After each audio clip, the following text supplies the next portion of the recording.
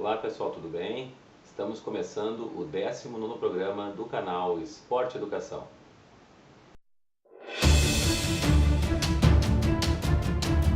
No programa de hoje nós vamos trabalhar a partir de áreas fundamentais para serem utilizadas como referencial para que o esporte possa ser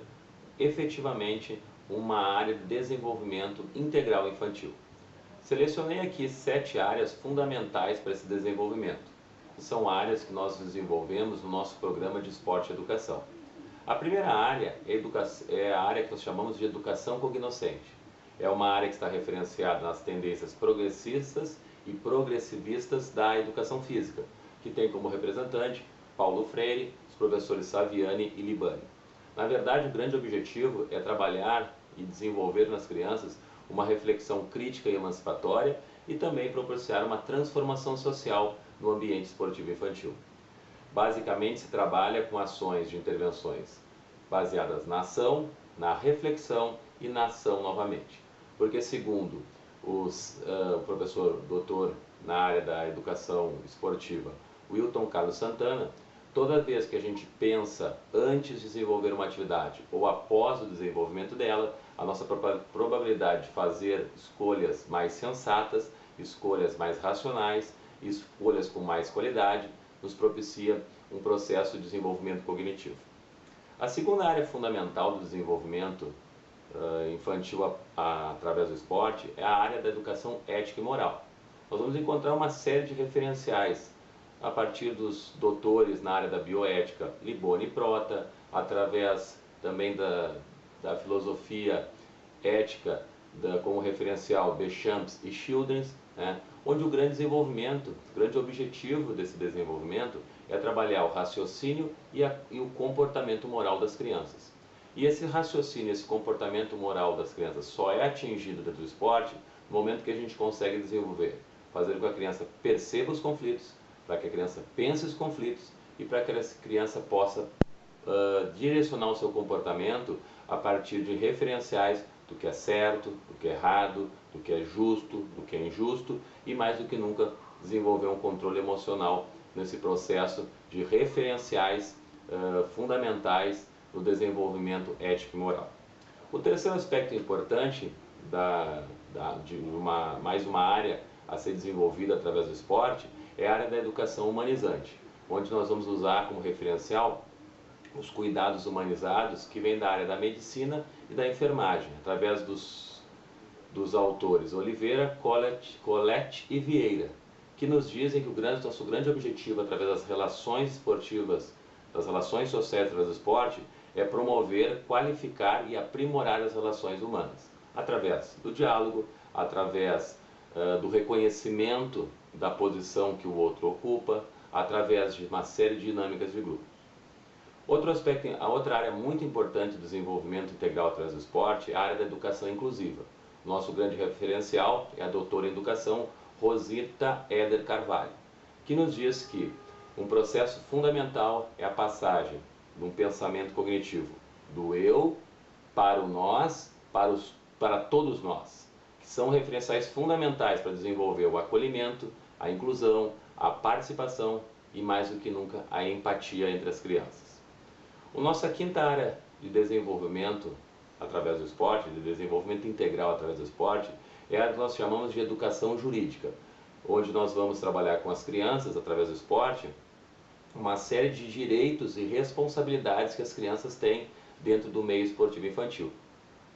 Todos esses trabalhos são desenvolvidos através de cartas legislativas ou cartas de orientações, como a Carta Internacional da Educação Física e do Desporto, a Constituição Federal de 1988 e o Estatuto da Criança e do Adolescente, que garantem que o esporte é um direito da criança, mas também a criança tem o direito de desenvolver o esporte através das suas características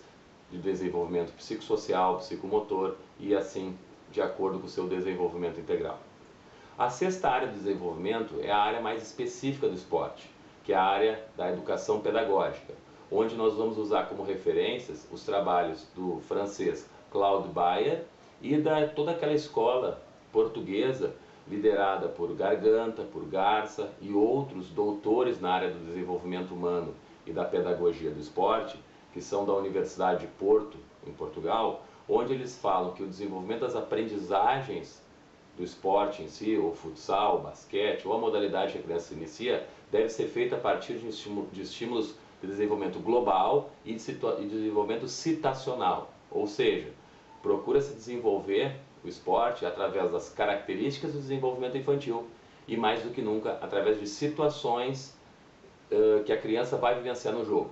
e não situações